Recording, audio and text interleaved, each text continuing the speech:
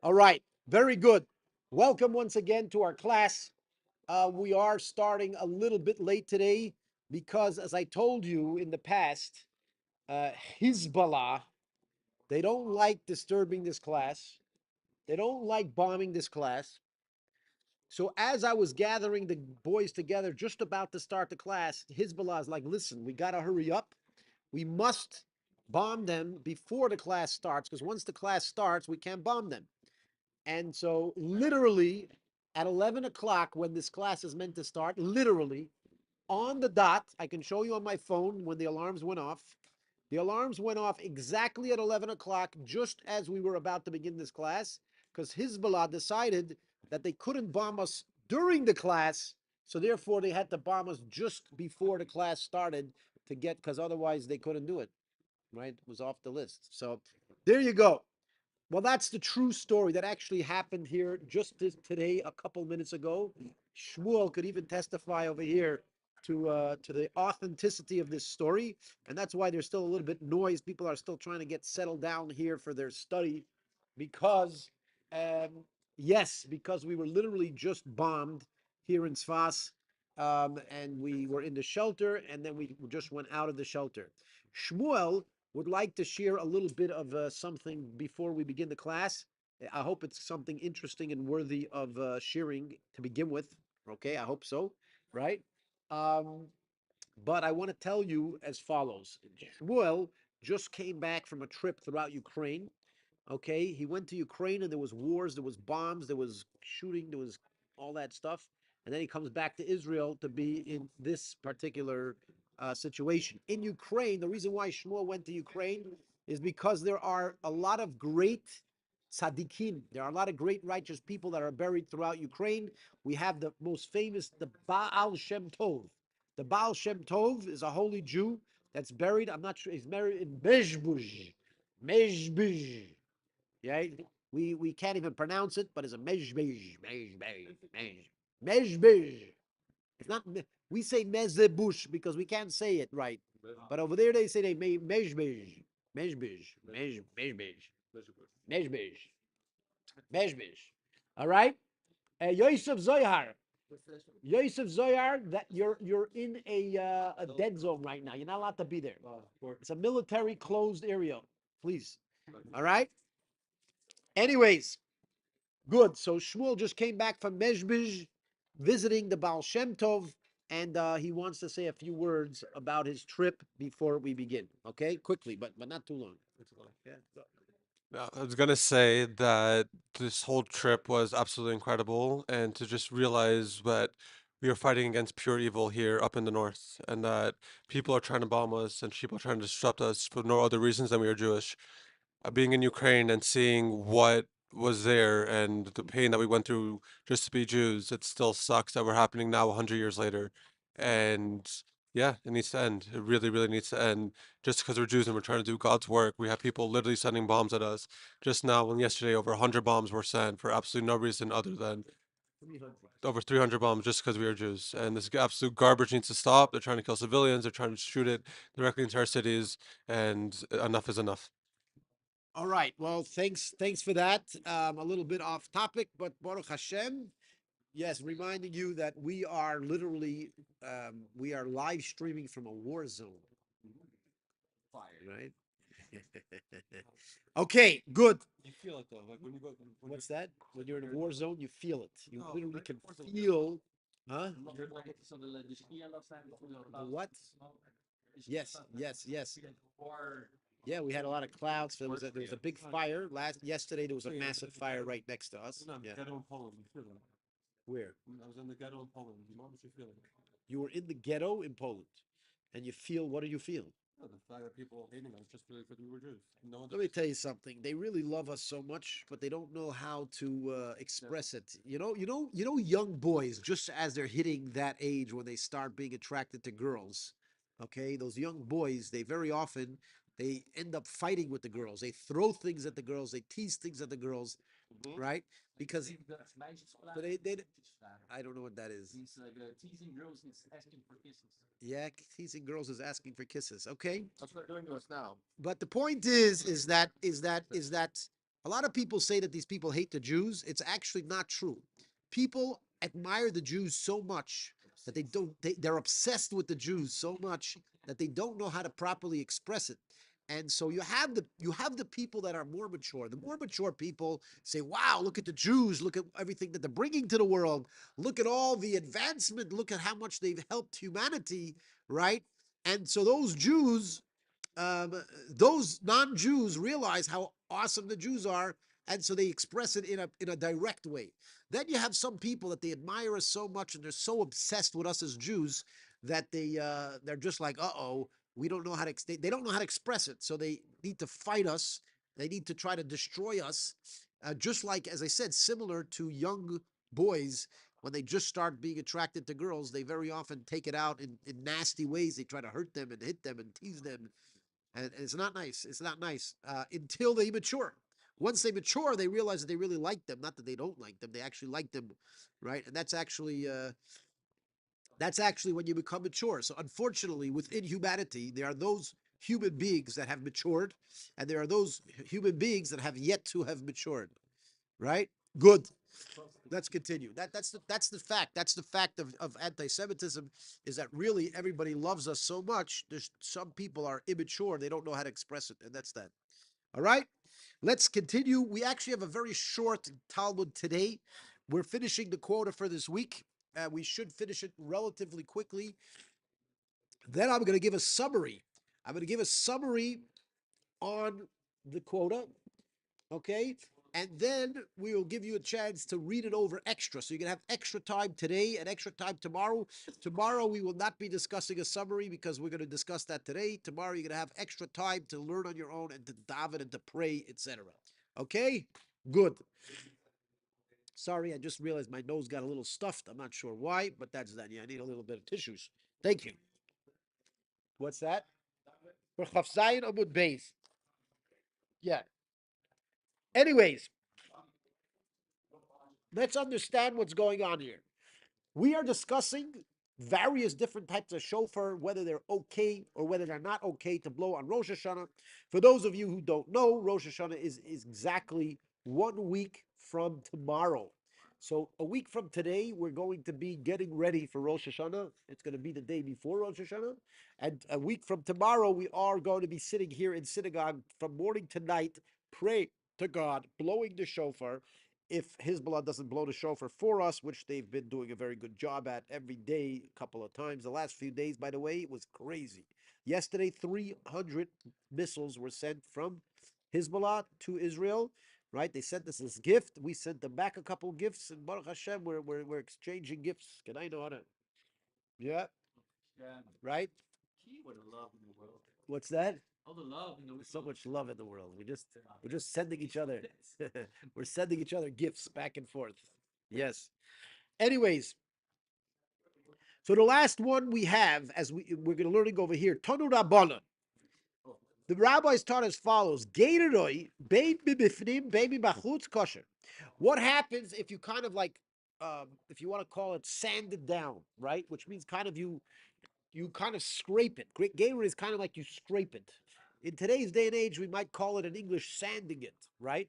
What happens if you sand the shofar from the outside and you sand it down till there's just this really, really thin layer of the shofar? Says the Gemara that it's 100% kosher. All right? It is 100% kosher if you scrape the shofar down, all the way down to the thinnest possible thing. Yeah, yeah. And it says whether you scrape it from the outside or the inside, it's going to be kosher. Meaning, it doesn't make a difference if you sand down the outside until there's a very thin layer, or you literally sand it from the inside, and and it's possible. You see, this guy is a handyman. He knows how to use the machines. You stick in the thing and you yeah, you could basically scrape it from the inside or from the outside, as long as the material is actually shofar, then it is kosher, right? As a matter of fact, there's an Agent Emes video which is all about the shofar being kosher. Did anybody watch the Agent Emes video? Huh? If you don't know, you can look it up. By the way, it's really good. It's a really good Jewish children's Video called Agent MS. Agent MS. You can look it up on Google. Yeah, you can watch it right away. Okay, excellent. I want to remind everybody in class as well as online is that during the class you are welcome and encouraged to ask questions on the topic we are speaking about, and then we will have a question and answer session at the end where anybody that wants, whether in class or online, can ask any question they want, whether on topic or not on topic. And the only way you can do it if you're online is by typing it into the comments in your comment section. Okay, so in the comment section of whatever platform you're on, all you got to do is type your question, put it in, and we get it. All right, good. Let's continue. Where are we? Oh, so we said basically if you take a shofar and you grind it down from the outside or from the inside, it doesn't make a difference. At the end of the day, the material is shofar material. It is 100% kosher. Meanwhile, gildei kosher. What happens if you literally uh, you grounded it down till it's really just little thin little anything doesn't make a difference. It's still kosher, no problem. You're allowed to use that shofar on Rosh Hashanah. Not a big deal, huh? Correct. But that we discussed in the past if it was cracked, right? We discussed if it was cracked, if it has a hole in it, etc. Good. So again, if it's cracked or if it has a hole in it, you have a problem. But if it's whole and it's shofar material that was not what was not, you cannot add material. You cannot and you cannot add material to the shofar, and there it has to be only the shofar that you're hearing the sound. You have to hear the sound of the shofar. It has to be coming from the actual material or of the shofar, right? We have Louise that's praying for us. She says, "Please stay safe over here." We try. We actually have a room that they call a safe room right over here. We actually had to run there just before the class because Hezbollah knows we don't disturb Rabbi Kopel's class. So therefore, they made sure to do it just before we started, right? Remember a couple days ago, we got an alarm just when we finished the class. Today, they did it the other way around. Literally, right as the class was about to begin, just before it began, we got the alarm. All right, we got the alarm. We got sent in. There was a missile sent here to Tzfas just a couple minutes ago, just before we began. About 20 minutes ago, we stayed in the shelter for a little bit, and then we came out. All right, good. Thank God we're better at using missiles than they are. A lot better. Yes, it's God. You see, because God's nation has to be presented as God's nation. People have to realize that God's nation is God's nation. And it's, by the way, the Jewish people, we were always one of the two. If God wanted to get us, like take, say, for example, in certain harsh situations, when God wanted to get us, he got us in style, which means that like the biggest, worst possible way, right? When he wants us to be strong and triumph, we try it. We're strong and we triumph in the best way possible. Okay, we do everything the best. Okay, we do even the worst the best. But we don't have anything in the middle. There's nothing in the middle. We don't have anything in the middle, right? We don't like, okay, whatever, we're just as good as everybody else. No. Either we're so horrible that we're worse than everybody, or we're so good that we're better than everybody. That's the choice. By the way, I don't want to mention, I don't want to go too off topic, but last week we read in the Torah about these various so called curses that are written in the Torah. And we know that these things are massive blessings, okay? These things are massive blessings hidden in the skies. Now you're saying, well, what is the massive blessing hidden in the skies of all the horrible things that happened to the Jewish people? What? I'll tell you two major blessings that these things did, right? When the Jewish people were attacked, it's very well recorded throughout history every time we were attacked. Therefore, today, when some people say, how do you know you're the real Jews? Well, look, we're the Jews.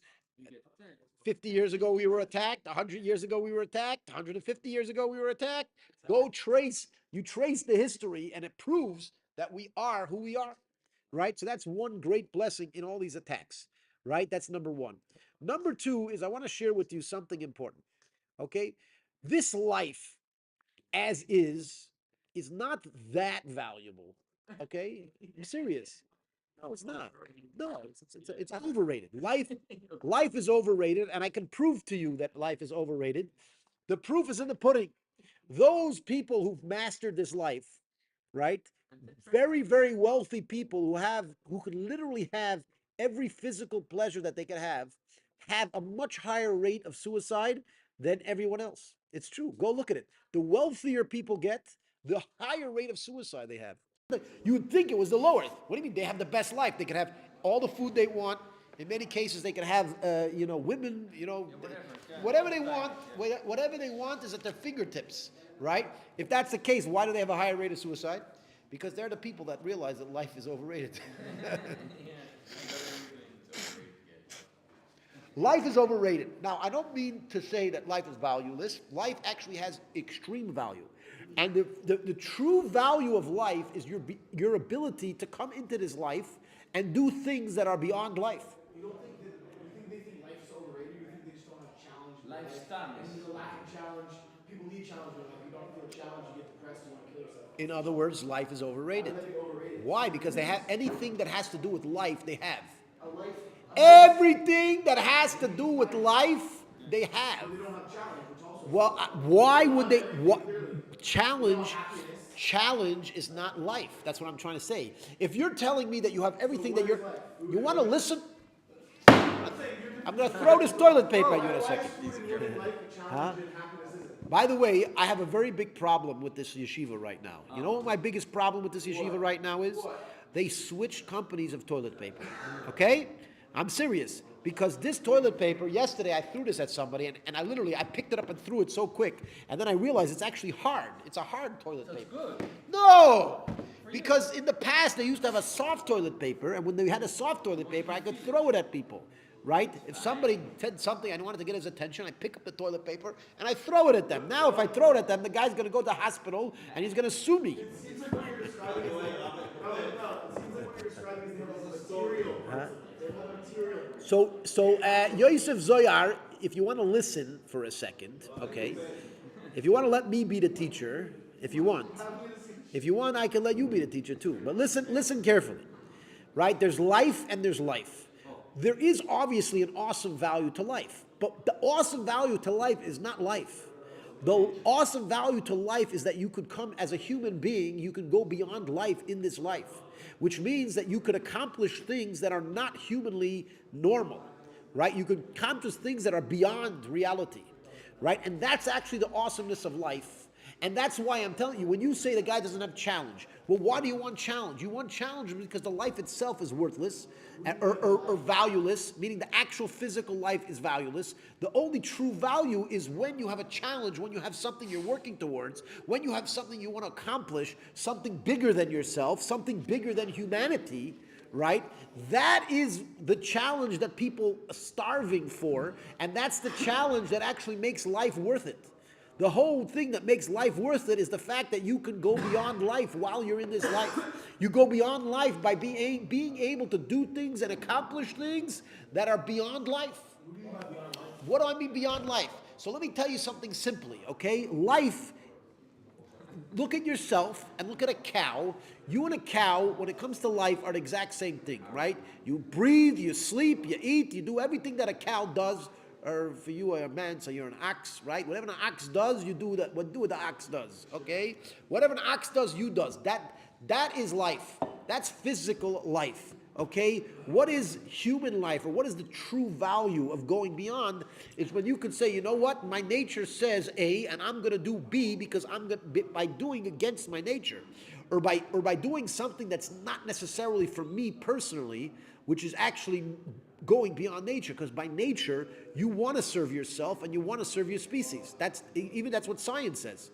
There's two needs for a human, a physical being. They want to serve themselves and they want to serve their species. Now, if you're going to do anything that doesn't serve yourself or doesn't serve your species, but accomplishes a greater goal, that's called beyond life. That's not life. That's beyond life. And that's humans, only humans, by the way. Only humans have this ability. Anything outside of the human race does not have this ability, right? Let me ask you a question. If you put a very juicy steak in front of a hungry lion, could the hungry lion choose not to eat it? No, it's nature. We'll just pull him. Doing something for yourself and doing something for the community is within life, and that's valueless. It depends. I said it depends. It depends on what you're doing and why you're doing it, okay? If you're doing something for your community because you feel it's going to benefit your physical being directly, then that is life. If you're doing something for your community because you feel that it's going to benefit somebody outside of you, that it's going to enhance the world by making a better society, by connecting to something greater than humanity and greater than reality, that's beyond life. Is there a contradiction to Judaism though saying it's valueless because like Judaism just values just the fact that you're alive, basically? Correct. Judaism values the fact that you're alive, but the reason why Judaism values life is because the human life always has potential of going beyond life.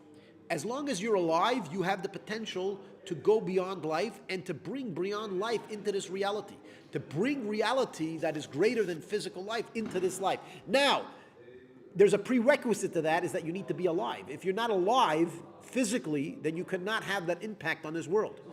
So therefore, again, if somebody dies and they didn't do anything beyond life, yes, they should have never lived. And I'm not the only one that says this. It actually says this in the Gemara about many people that have done many things. It says it would have been better if the person miscarried, if their parents miscarried and never came into this world. Yes, it says that. Now, there's after the fact. Once a person's dead, now the person's dead, we can look back and decide whether it was worth it for that person to live. When a person's actually alive, you cannot decide whether that person is worth it to live, because that person always has potential. Until he's dead, he always has potential to do something that is awesomely massive, that is worth it for his entire life. You can do in 1 second, and perhaps you've done this in the past, okay? Very often in 1 second of your life, you can literally make your entire life worth it because of what you did from a spiritual perspective, in that 1 second. And it could be that you've done that many times. It could be that your life is worth existing 1,000,000 times over because of the 1,000,000 things that you've done that fit into that category. You understand?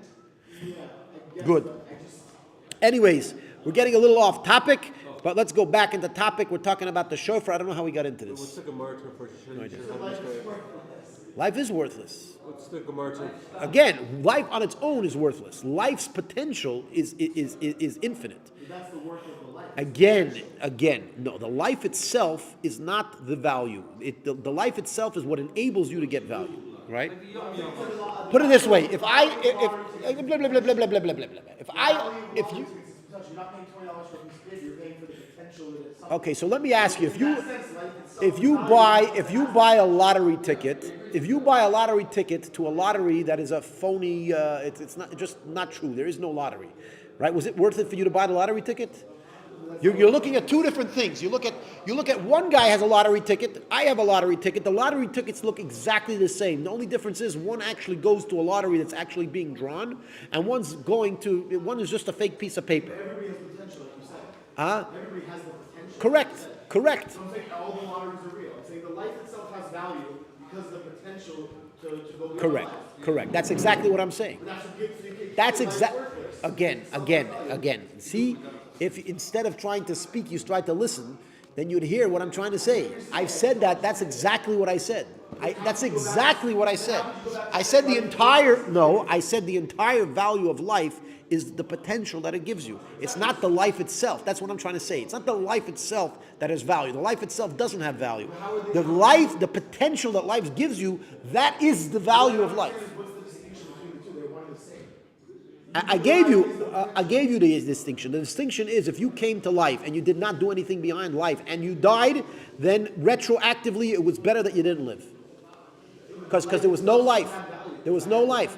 Again, while it was there, exactly. So Yosef Zoyar, what you're saying is exactly what I said.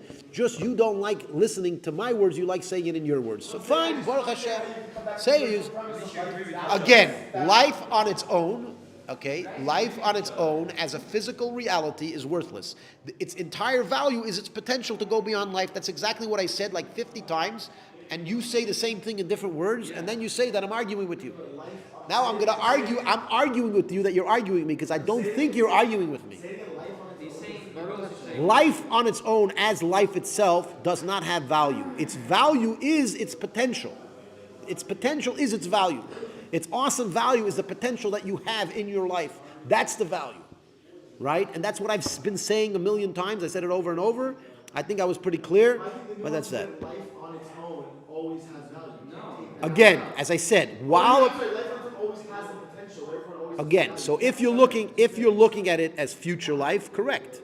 If you're looking at it as future life, so life always has that potential. So therefore, if you're looking at somebody that's alive, you cannot say that it's not worth for that person to live, because when they're alive, it is worth it for them to live because of that potential. But if they're going to die and we look back and they never used that potential, then retroactively their life was not worth living. Yeah. Is it possible that someone go through their whole life and never like that? I don't know. I'm just telling you from a philosophical perspective that's the way it is. What's the Gemara term for Huh? What's the Gemara term for the Bishop in miscarriage? It says, I think it says they're how should I say it? No, Yahapech Shil Yossi. It's what's it called? It's no. What do you call it? It's what's it called in the mother, the baby in the no, not the womb, the bag that it's in. What's it called? The placenta. Yeah. So basically, we basically in the Gemara sometimes say that the placenta should have flipped over. In other words, the guy should have never been born, right? We say it. It sounds harsh, but that's what we say many times. That it's worth it for a person. It's worth it for a person not to have been born if they misused their life. It would have been better had they not been born. However, the way that God built reality is you don't know, so therefore there's potential, and that potential is awesome. Okay. I know you have problems. Whatever I'm going to say, you're going to have problems with it. No, not true at all. Right. That's what happens when you get bombed just before you come to my class. Yeah. Yeah. One of the managers of the Beatles, yeah. He happened to be a Jew. He was Jewish. He Yeah. had everything you can ever imagine. Yeah. He had whatever he wanted. Yeah. They found him hanged, and He hung himself. he left a note. Yeah. He said that he had everything, but he didn't have anything. He had everything but nothing. All right. Good. That's exactly what Good. he's saying. It's true because he had everything but he had nothing. Yeah. 100%. All right, I want to finish the Gemara. We got a little bit off, and we get a little onto philosophy, which is always nice, and it's Jewish philosophy, and especially me arguing with Yosef Zayar is literally the highlight of my day every time, right? No, we argue whether we argue. We're not sure. We argue. You make the noise of arguing. You can say the same stuff. You see, he says we said the same thing. Yes. We'll talk about that. All right, let's go. And hiniach shofar shofar. What happens if you put one shofar inside of another shofar? Im ko pnimi shama. If you heard the inside shofar, yotza, then you are yotze. The im ko chitzon shama. If you heard the outside one, lo yotze, you're not yotze. Again, if you somehow were able to blow the inside one without blowing through the outside one, then you're yotze. But the other way around, no. Wait, what? Repeat that. If you heard the inside shofar, then you did accomplish the mitzvah, but if you heard the outside shofar, you didn't. Seemingly because the sound of the outside shofar is being blocked by the sound of the inside shofar. So you are hearing that shofar, but you're hearing that shofar manipulated by the other shofar, which means you hear the sound gets muffled, the sound gets changed. Also, the opposite gets changed. What's that? From the inside. No, because if you're blowing the inside shofar, so what? So the sound of the inside shofar just goes right out of the outer shofar. That's it. That's what the Gemara says. You want to argue with the Gemara? Not a problem, right? We'll send you in a time. We're going to send you in a time machine. You're going to meet Rav Ashi and Ravina. And you argue with them. So, yeah, How do you hear the outside shofar? yeah. Can we do a little summary first? What's that? Can we do a summary first? Wait, let's finish and then we do a summary, because usually a summary goes after you finish, not before you finish. I wasn't here. I know. That's your fault, not my fault. I was on shlichus. Huh? I was on shlichus. You were in shlichus. Well, even when you're in shlichus, sometimes you lose out. That's it. Yeah. Good. All right, where are we? Hafchu v'toka lo yosra. What if you turned it upside down and you blew? Again, it's also not yetza. What does this mean? What happens if you somehow, do we have a shofar here? Upside down. Yeah, go bring right over here. There's a shofar. I want to show you what it means upside down. We need to do a little bit of a. From the wide to the narrow. Yeah, bring it. Where is it? Yeah, bring it. Bring it. Bring the shofar. What's taking you so long? Hurry up. All right, here we go. The shofar. All right, now the right way to blow the shofar would be this way. Right? The wrong way would be like this. Sounds pretty good. You go snorkel with it. All right? So if you blew it the wrong way, then you're not yotza. Why? Because it says, hold on a second. Amar Rav Papa, says Rav Papa, Loi tema da hafche ketula. Rav Papa says that this doesn't mean that we blew it away like this. What we did is we somehow, if you actually heat this up, it can get very soft. And if you heat this up and you make this side, you make it wire, you kind of like widen it, and you take this side and you make it a little bit thinner, right? And then you literally made the shofar, but it's kind of backwards, and you're blowing it backwards. That is what Rav Papa says it means. That even if you were to reshape the entire shofar, where you literally made it work the other way, you would not be yoitza. Where are we?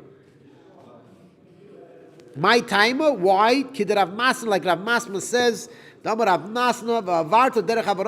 it says you shall pass through the shofar. When it says blow the shofar, it kind of says you should pass the sound through the shofar. It should pass through, and it needs to pass through in the way it's meant to pass through, and not in the way that it's not meant to pass through.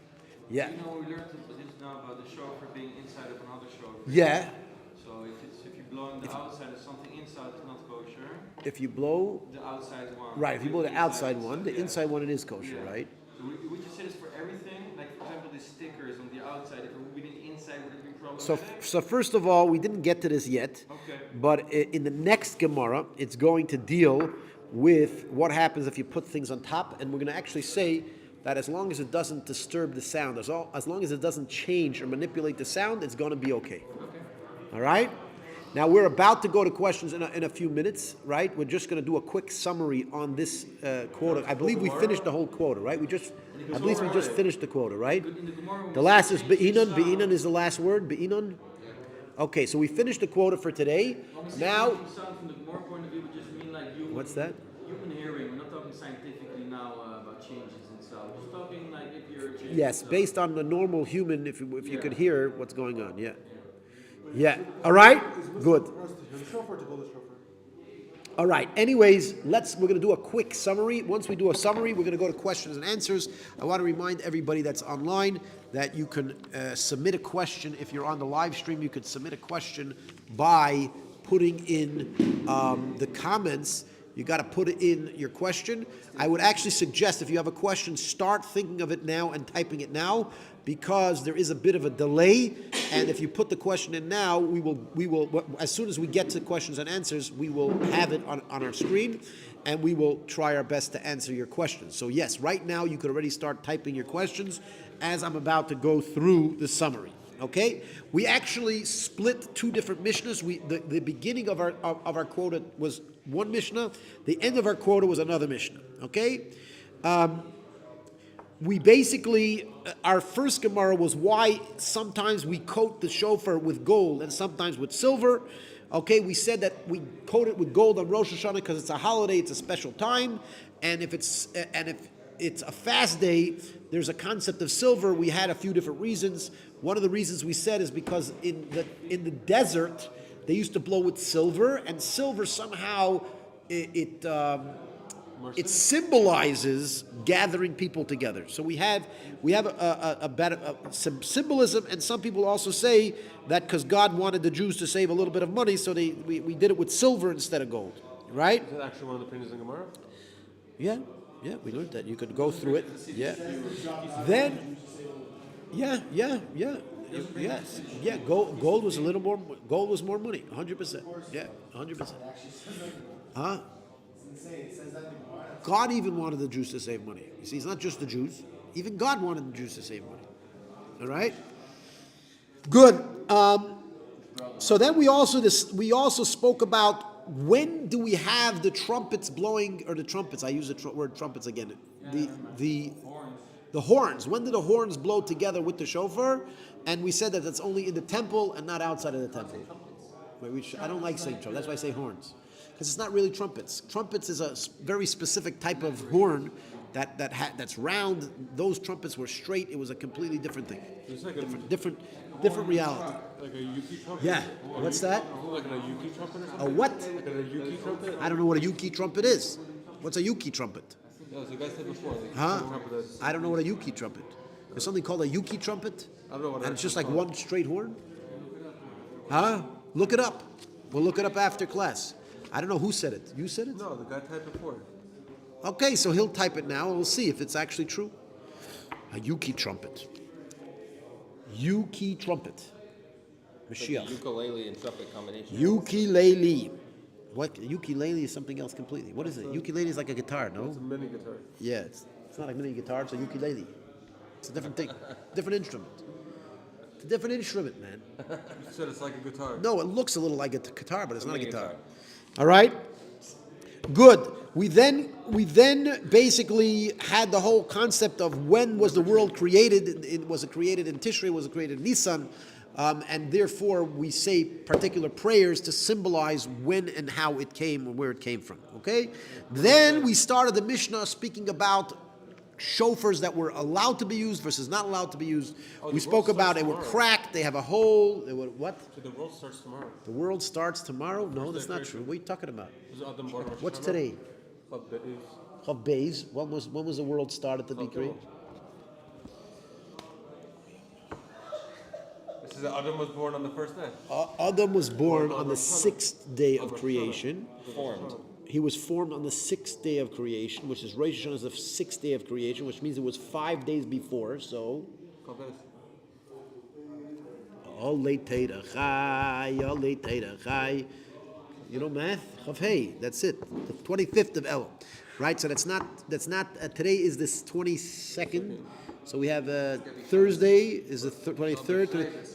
Saturday is commemorating the first day of the creation, the day that God created heaven and the earth. That was this Saturday. All right? And then we celebrate Rosh Hashanah on the day that Adam was created, which is going to be Thursday. Wednesday night, correct. Good. Anyways, so there we go. We had the summary. We went a bit back and forth on the different shofars that are kosher, not kosher. Yesterday we went a little bit about if you shorten the shofar, if you coated the shofar, and today we went if you grinded the shofar down, you sanded it down, and also if you had the inside of the shofar for the outside of the shofar, if you blew it upside down. That's pretty much today, right? And that is the end of the summary of the Gemara. And now we can go to what everybody wants, the questions and answers, except for some of you guys here that like studying the Gemara only. If you don't want to hear the questions and answers, you're welcome to go into the study hall and continue studying the Gemara. If you do want to hear the questions and answers, or if you want to ask a question and answer, you have to be here. Yeah, that's it. All right, any questions from the locals over here, the people over here? And by the way, anybody online that wants to ask the questions, now's your chance. If you want to ask a question live, if you're on the live stream, obviously, not if you watch this in 2 days from now on the replay, but if you're watching this on the live stream and you put a question in the comment, we will interact with you immediately right now. All right? Good. We have Louise asks the first question over here. Congratulations for being the first to ask. We have, why did King David have so many wives and girlfriends and King Solomon? So we have over here. He says why not? Why not? More the merrier, right? How many wives do you have? I have one. Just one. It's a big one. It's a big one. I hope not physically. You say your wife's a big wife. You don't want to say that. Yeah. Huh? You're saying big? Big means good. Good wife. One good wife that's worth all the rest of the women in the world. Huh? So we have Shmuel over here that says they were political marriages. I want to tell you something. First of all, there's a massive difference between King David and King Solomon.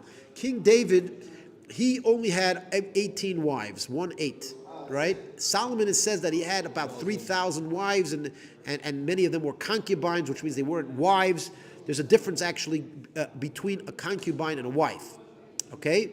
A concubine was basically a woman who was designated to that man. She had to be exclusive to that man. However, she had the rights of a free woman, which means she can leave the marriage on her own whenever she wants, right? And therefore, the man as well could much easier, did not necessarily have to support her. Was it ksuba or no? The man did not necessarily have to support a concubine.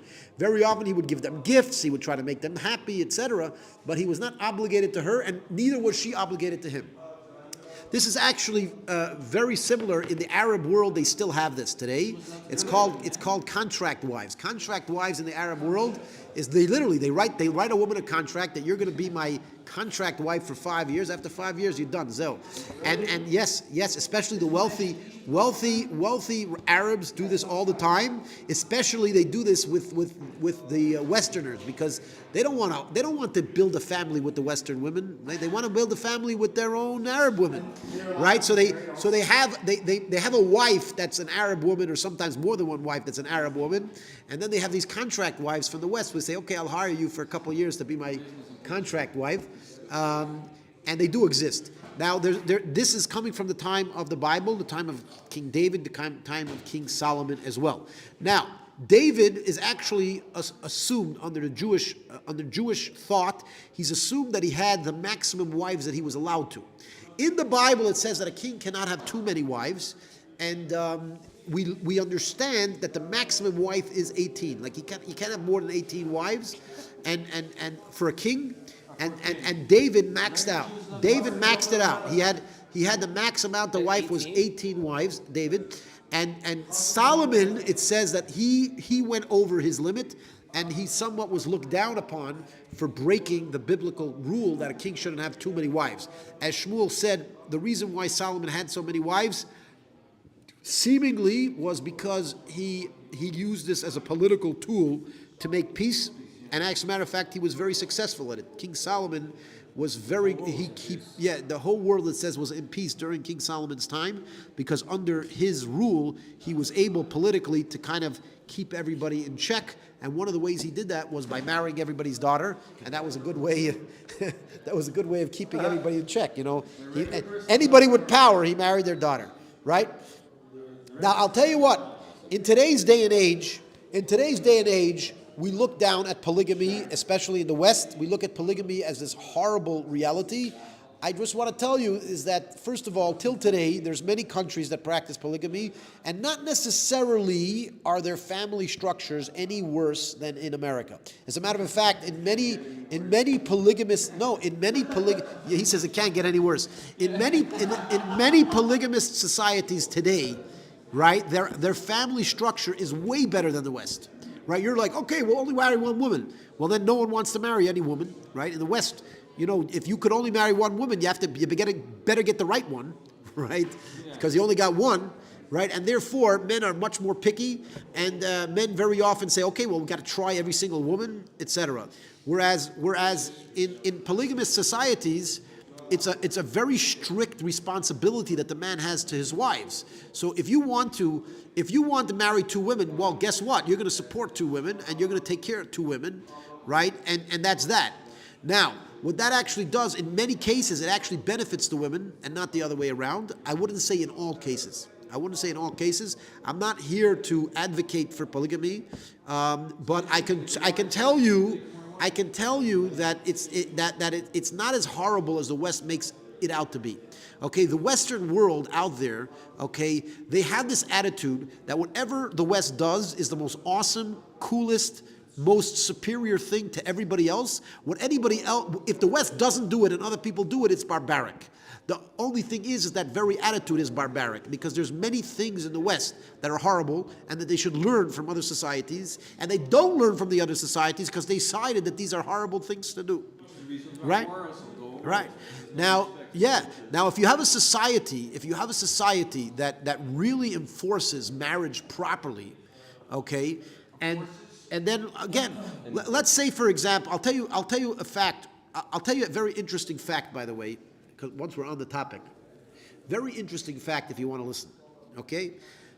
The fact is that I've done, I still do sometimes, what I call spiritual coaching, which is life coaching based on spirituality. People come, they pay me for my time, and they come out, different people. Is awesome what happens to their lives from coming to this concept that I work with, etc. So I've dealt with people from all over the world, okay? West, East, I had clients from Pakistan, right? That's actually how I got into Bitcoin, because the guy in Pakistan couldn't figure out how to send me money in any way other than sending me Bitcoin. That was the only way he could pay me, right? So I have Bitcoin because this guy could only pay me in Bitcoin from Pakistan. That was the only way he could pay me, right? But I had clients from all over the world, and by the way, as much as I help my clients, they help me, because I learned so much about the different societies out there, okay? Now, something I learned very importantly about the West is that in the West, women always feel that they are more sought after than men, right? Which means that men really need to fight to get a woman, right? Now, in my society, in the Hasidic society, it's the exact opposite. The women always are like, the men are harder to get, okay? So again, in Western society, the women are harder to get. In the religious Chabad society, men are harder to get. They always say that. The women are complaining all the time that it's harder to find a man than it is to find a woman. And I'll tell you what I've noticed. I'll tell you something that I've noticed based on this phenomenon. Okay? In the Chabad, in the religious, not just Chabad, but in the religious Jewish society, okay, if you want to have relations with a woman, there's only one way to do it, and that's by marrying her and dedicating your life to her and building a family with her, and that's it. There's no other option, okay? As a matter of fact, we are prohibited from touching the opposite gender, okay? Me as a chassid, I will not shake the hand of a woman of any woman except my wife, and I have an exception for my mother, okay? My mother and my wife, those are the two women. Even the sister it's questionable, right? Yes, it's questionable. Again, respectfully here and there. Put it this way: you definitely should not be hugging your sisters and kissing your sisters, and especially not in public where it looks the wrong thing. But we're not going to get into that. Again, even in the context of business, they shouldn't. A lot of people made themselves excuses, and some rabbis, unfortunately, fell into their excuses. You can't. I don't think you can. And I've, as a matter of fact, I've actually impressed upon people by telling them straight to their face, "I'm sorry, I don't shake your hand because I can only shake my wife's hand." I've even told one woman, he says, "I could shake your hand, but you got to marry you first." What do you want? Do you want? You want me to shake your hand? No problem. You're bringing the ball back, right? You want me to touch your hand? You want me to shake your hand? No problem. We'll get married. Don't shake your hand. Right? You get married to the woman, and as soon as you're married, okay, nice to meet you. Shake your hand. Nice to meet you. You're going to explain it to your wife. What? When you come back home, you're going to explain it to your wife. Right. Anyways, it's a business. You got a new one. I got a new one. Anyways, Put in the garage with the other ones. I want to go back to what I was saying, which is very important. Okay, why is it? Okay, listen carefully. Why is it that in the Western world women are harder to get, and in the religious Hasidic society men are harder to get? Okay. As I told you, you cannot have relations. You cannot touch a woman, right, until you marry them. Okay? And therefore, the man knows that the only way that I can get anything out of this woman is to marry them. Now, men don't like getting married, right? Men don't like getting it's commitment. Men hate commitment. Women, it's the exact opposite. They love commitment. You're going to be committed to me? Okay, I'll be committed to you, but you're going to be committed to me. That's the main thing. I'm good to go, right? As a matter of fact, when I was working with secular Jews and non-Jews, whenever I worked with a couple, in every single case, the woman wanted the man to commit, and the man was hesitant. In every single case. They were girlfriend, boyfriend, sometimes for 2 years, sometimes for 5 years, 7 years. The man was hesitant to commit. Men don't like commitment, okay? Welcome to the world. We don't like commitment. We don't like being tied down, etc. Right? Now you want to know why it is that women are harder to get in Western society? Because guess what? Men like being sexual, right? We can be sexual with women, for one night, and that's good. Women they, even though they probably want to be as sexual as we do, but women have this prerequisite that when they're sexual, they usually, again, most normal women, you have a couple women that are a little bit, but most normal women, when they are sexual, they want a sense of connectivity to the person. They want to connect to the actual person that they're having relations with. They don't want some guy to come and have fun with them and leave. They don't want that. They want to connect with that man. They want to feel that they're now, Belong to something. they're not connected to a person. They're having a relationship with a person. Right? Even today, unfortunately, they have this, what they call the hookup culture. Hookup culture. In the hookup culture, very often the woman's like, okay, I'll hook up with you, but you first got to come out with your dinner. The guy's like, why? I'll just come to your house, we'll do what we got to do, I'll go. Like that. Why? What do I have to take you out for dinner for? What does dinner have to do anything about this? What does dinner have to do anything with this? That's it. I just had dinner. What do I need dinner? Right? What do I need this for? Right? But this is true because the men want to be sexual. They don't care. They don't care about connecting to the woman. They just want to. They want to get rid of whatever hormones they have. Correct, and that's that. Women, they want to connect. Right now, commitment is a very strong form of connection. So women love commitment. Women are super happy to commit. Men are not super happy to commit. So in the Western world, where the men, okay, you know what? I want to do whatever I got to do. Okay, I'll take you to dinner. Okay, you know what? I don't want to go to dinner. I'll take you to dinner. It's worth it. I'll take you to be with you sexually for one night. I'll take you to dinner. I'll even pay for it. I don't mind. What's the big deal? Zell, I paid for the dinner, etc. Oh, you want me to say that you're my boyfriend? No problem. I'll be your boyfriend, right? But I know at the end of the day, if I don't want to be your boyfriend anymore, I'll just say bye. I'll just say, if it's very easy to get out of it, right? I'll be your boyfriend, and then when I don't want, I'm gone. So there's not a strong commitment there, and that's why women are much harder to get in the Western world. Because what is the man thinking of? In order to get what I want, right? In order to get what I want, I don't need to commit, right? Now the women want you to commit. So therefore, if you want to convince a woman, to give you what you want, right? There's a problem there.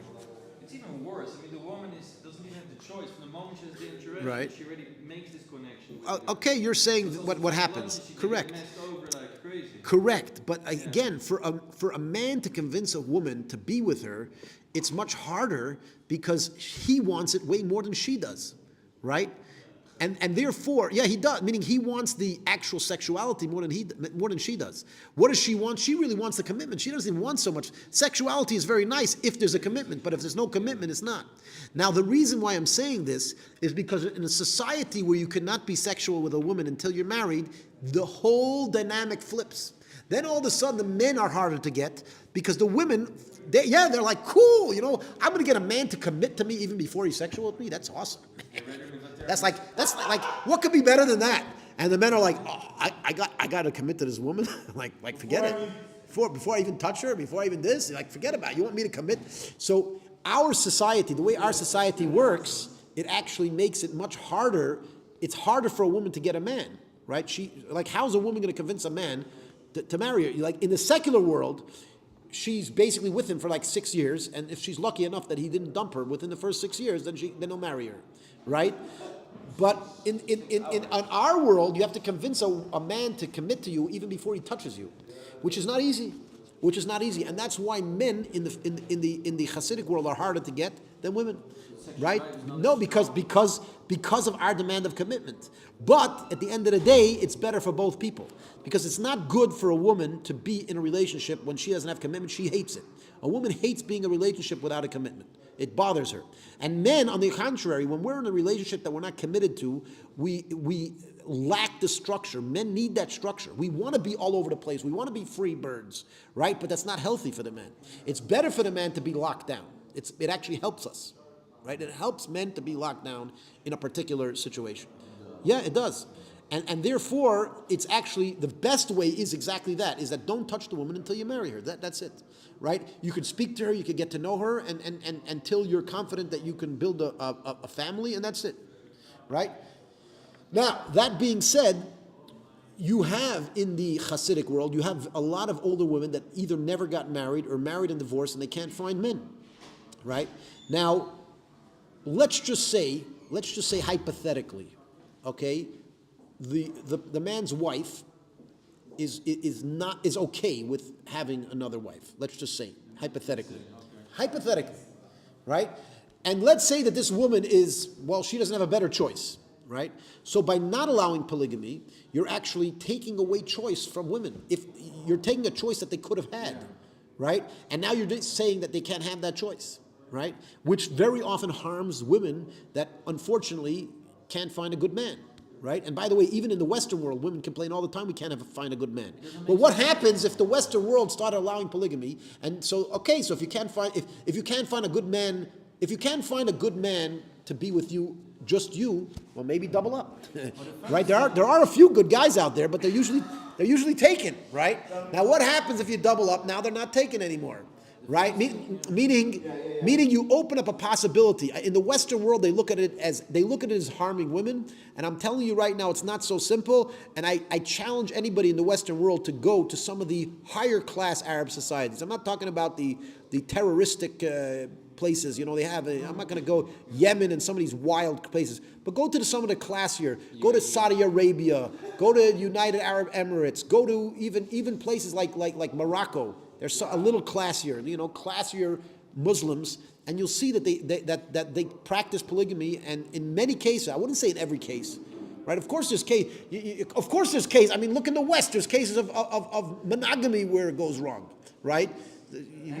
So what do? Is they find one situation where polygamy went wrong, and then they say this is a proof that polygamy is wrong. I could find way more than one situation where monogamy went wrong in the West, right? With all the violence, the domestic violence, and people that kill their wives and kill their spouses in the Western world, right? So if you want to compare, you have to compare. Right? You can't say because I found one situation where polygamy didn't work, therefore polygamy is horrible. You can't do that, because I can find you plenty of situations where monogamy didn't work either, right? I could find you those situations. It does give a warning. The Gemara. It says if you want to marry two, it's better to marry three already. Yeah? Yes, that's right. It does say that. It does say that in the Talmud. It says in the Talmud, if you're going to have two wives, you better have three. Yeah. It's not good to have two wives. Either one or three. At least nowadays, no Jewish woman's ever going to go for that whole second wife thing.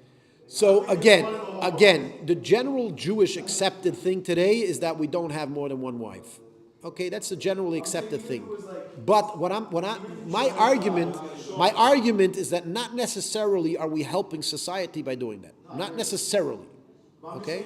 It's the way we got used to it, and of course, in order to break that societal norm is extremely difficult, right? So you have to have somebody with a lot of guts that's going to break that societal norm. And by the way, I've actually heard that in Israel there are certain people that practice this quietly. No, they don't get it. Yeah, religious people, they carry it quietly. Yeah. Tell them to come out with it. Let us start a movement. The racist thing, I think the hypocrisies in the Western world, they make a big deal about polygamy. But right. Outside of the marriage contract, they don't make a big deal of it. Yeah. They're sleeping with everybody. Exactly. So in the West, they have polygamy anyways because everybody's cheating on each other. But suddenly, if you actually have a committed relationship with two women, that's a problem. If you have an uncommitted relationship with 10 women, that's not a problem. What's that? I'll be honest with you. If I was extremely financially independent, right, and I had everything in my life that I needed other than that, and if my wife would agree, I don't know if she would agree. We never really had that conversation recently, at least. But we had the conversation every once in a while. That we spoke about this concept, but not in a serious way. Not in a serious way, like whatever it is. Again, I don't find it morally wrong. I don't find it morally wrong. As a matter of fact, I find it very hypocritical of people in the West. As I said, I think it's hypocritical for the West to suggest that if you have a non-committed relationship with 10 women, it's fine. But if you have a committed relationship with 2 women, it's a problem. It doesn't make any sense. It's complete hypocrisy, and it doesn't make sense. As a matter of fact, it will be better. It will be more comfortable for the 2 women to be 2 women in the relationship with 1 man than it would be for 10 women that know that this guy's sleeping with everybody else. It would be much better for the women if healthier. Yeah, 100%. I don't know. I don't know if I needed it. I don't know. Do I really need it? I don't know. What do you think your wife would say? You want me to guess what my wife I thinks? think you know the answer. I think you know the answer. I don't think it's a doubt in your mind. Put it this way: if you ask me, I think most women, the biggest reason why they would be against it is because of the stigma from the community. Yeah. You think that's the biggest reason? I think it's the biggest reason. Yeah. Yeah. No, as a contrary. Commitment, but they also want exclusive.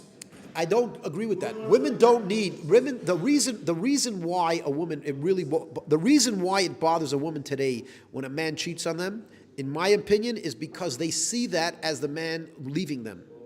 Because we only have one. Because society only allows people to be in a relationship, a committed relationship with one person. Therefore, the second a man is cheating on his wife, the woman thinks that she's about to get replaced. Right? Now, if she didn't think she was about to get replaced, then maybe it would be different. Again, I'm not a woman. Any woman out there want to answer? Am I right? Am I wrong? How about this? Let's ask a question.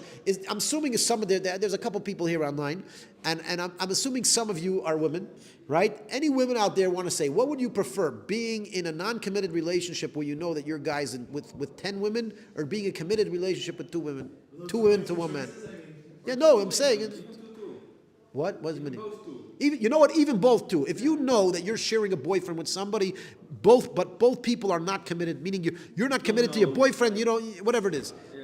Two, you know that your boyfriend is in a non-committed relationship with another woman, and like that. Or if you know that he has a complete obligation to both of you, which means he's married, which means he's stuck, which means you have all the marital rights like any other person, etc. Anybody? This guy never comes to my class, and he only comes when I speak about these juicy stuff. Huh? So as I said, the reason, put it this way, excuse me, Yosef Zoyar, let me tell you something, Yosef Zoyar. I want to tell you 2 things. Number 1, in societies where polygamy is normal, most girls don't find it so horrible. Okay, that again, it has to do with our societal expectations. Okay, so a woman who's in a society where it looks weird. Imagine if you tell a woman, "I want you to start walking around with orange hair." She'll be like, "Excuse me, I don't do that." Right? Yeah, no, some people do wear orange hair, but they're usually people that want to stick out. But let's say you're in a normal high-class society, and you're like, "Listen, woman, I want you to start wearing orange hair." Your wife will be like, "Excuse me, I don't want to walk around with orange hair because people think I'm nuts." Yeah. Right? Now, the same thing would be with polygamy, and that's, I think, why women won't like it. And it's true. It's true. There is society that will look at them like they're nuts, and it will bother them, and it's a real, how should I say it? It's a real concern. I'm not putting down that concern. It is a legitimate concern, right? It's a completely legitimate concern if you don't want to be part of, if you don't want to be sticking out like a sore thumb in society. That's a legitimate concern. Not everybody wants to be like that, right? It's interesting if you look at our forefathers. Yeah. It's in fact the mothers they choose another wife. It's been always the wife. Not always. No? Not always. There was a few. There was a few where the wife even invited another woman in. Yeah, correct. Sarah, and the concubines, correct. But I mean, Yaakov actually married 2 women as well. It's not different mentality back then. It has to do with place. It has to do with place. As I told you, in today's day and age, there are certain very high-class societies that have polygamy, and as far as I know, it works. As a matter of fact, I told you I had a client from Pakistan. In Pakistan, it's a Muslim country, and they have polygamy. And I actually asked this client of mine. I asked them like so everybody like how does it work? If everybody has 2 wives, then forget about it. You know what he told me? He told me 80% of people only have 1 wife. It's like 20% of people, usually the more wealthier people, that they have 2 wives, right? That's it. Meaning it's even in those societies, it's not like you have to. It's an option that exists if the circumstances of that particular person fits, then it might be an option. And by the way, it is accepted it has to be accepted by all parties. As a matter of fact, in the Sephardic world, where even today, from a Jewish law perspective, the Sephardic community are allowed to have multiple wives. They never accepted it. However,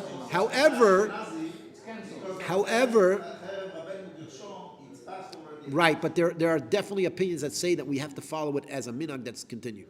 Right? There are definitely opinions that said that. Anyways, we have Talmudic Tom that mentioned a couple things. I want to get to some of his questions.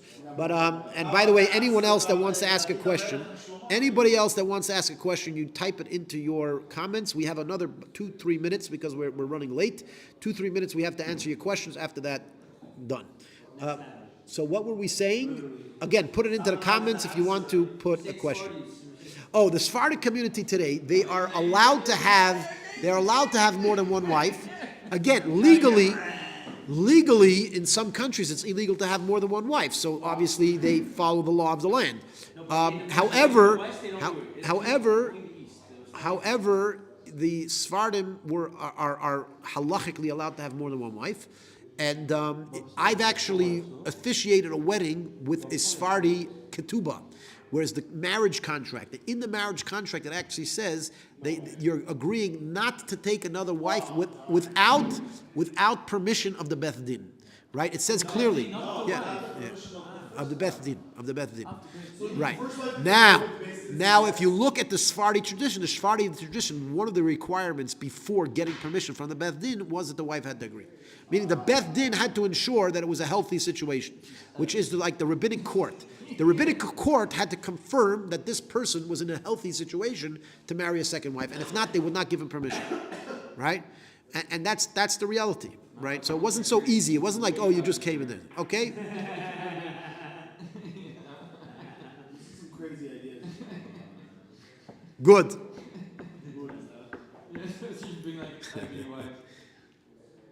Your wife said only an ugly wife? No, but it's helpful for the wife also. By the way, Talmudic Tom is saying that I always have things to say, and I always say garbage, and I don't know what he said. What he said? No, Talmudic Tom was actually referring to a user who we blocked, somebody. so we don't see the user he's referring to. Oh, okay. This other guy came in, this Muslim guy, who was saying some nasty things, but the Muslim guy that says nasty things, he shows up on time for every class, and he watches the whole class. Oh, he watches the whole class. He learned something. Anyways, the point is, we do learn some Talmud, we do have questions and answers, and we have about 1 more minute. We have 1 more minute. If anybody online, if you're watching right now and you want to ask a question directly, please ask your question by putting it in the comments on whatever platform you're on. We are on different platforms. However, we're on multiple platforms, but on our computer we get all of the comments from all the platforms come into our computer.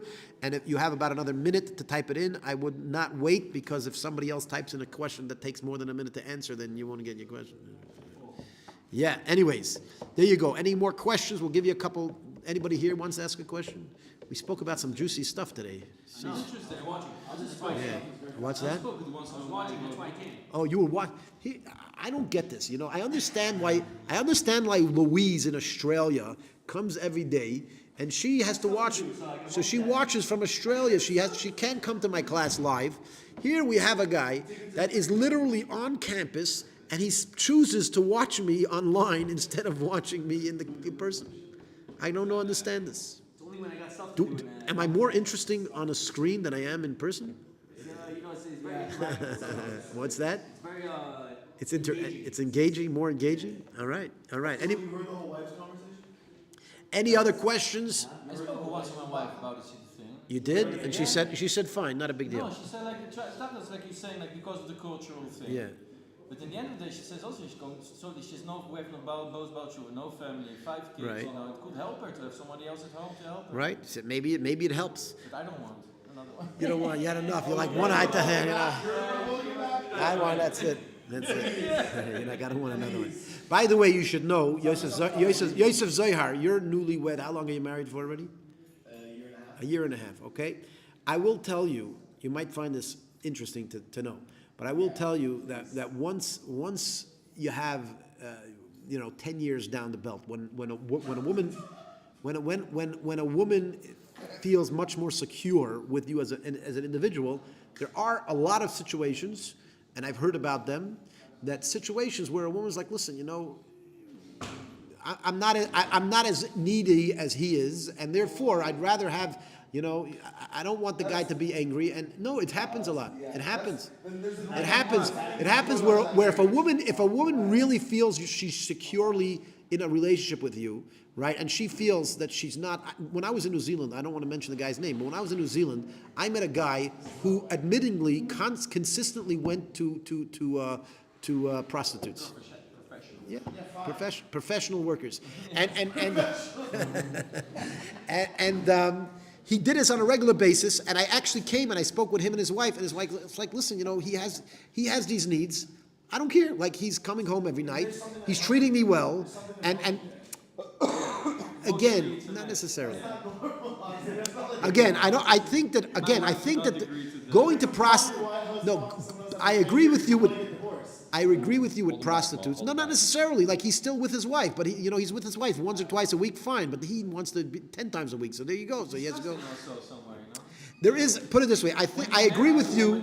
I agree with you from a prostitute perspective. It's dirty. It's not clean. You don't know who the woman was with. The woman was with 3 guys in the same night, and yours. I don't know what you're doing. Like, to me, it's disgusting. However, you should know that once a couple reaches a part in their relationship, if they reach a part where they really feel secure with each other. Not always is it the worst thing from the woman's perspective. Sometimes the woman would even prefer it. As I told you, early on, women are very often, they're still somewhat insecure with themselves, and they're worried. Their whole worry is that if he's going to be with somebody else, he's going to leave me. That has a lot to do with it. If a guy wants to do it 10 times, a girl wants to do it once, I feel like there's a better solution than take a second wife. You know what I mean? Like, again, it could not necessarily. No. It's a matter. Yeah. Talmudic Tom asks, what is the Jewish perspective on listening to the Torah on video versus in person? That's a great question, by the way. All right. We're leaving this sexual topic. We'll get back another time. I'm sure you'll manage. We have actually a very good question. What is the difference between learning Torah in person versus video? This is actually a very good question. Because the Alter Rebbe, the founder of Chabad, actually writes that in order to fulfill the biblical obligation of studying Torah, you have to actually pronounce it with your mouth. You actually have to say it with your mouth, because there has to be an action. There has to actually be an action being done. If there's no action being done, then it's not considered a mitzvah. It's not considered wasting your time. There's actually a prohibition of wasting your time and not learning Torah called bittul Torah. It's not called bittul Torah, but it's not considered learning Torah either, right? But he says that if you're listening live, then just like when somebody makes kiddush for you, you are listening to them and you are yotza their action. Same thing as learning Torah. When you're listening to a shir, you are yotza their action of speaking, right? Which wouldn't really work on a video. However, as Talmudic Tom is very common to do, Talmudic Tom over here, he's constantly typing questions. Now, once you type the question, that is an action, which means you're now learning Torah by typing the question. So Talmudic Tom, your answer is as simple. That if you continuously ask questions, then you are fulfilling your obligation of learning Torah on the internet. If you just sit there and watch me, I'm sorry, doesn't count. Guys, I want to remind you that you should, if you did not yet do this, please like, subscribe, watch all my other videos. And by the way, we have our classes, our Talmudic class, every single day. On 11 a.m. On Mondays and Thursdays, we start 11:15, so tomorrow it's 11:15, a little later than normal. And then after the class, we do question-answer session, where you can ask any question that you want to the rabbi. And by the way, during the class, you could also put in a comment or a question, but it has to be on topic. We can't have an off-topic question during the class, right? After the class, you could ask any question you want, and we welcome it, okay? So that is that.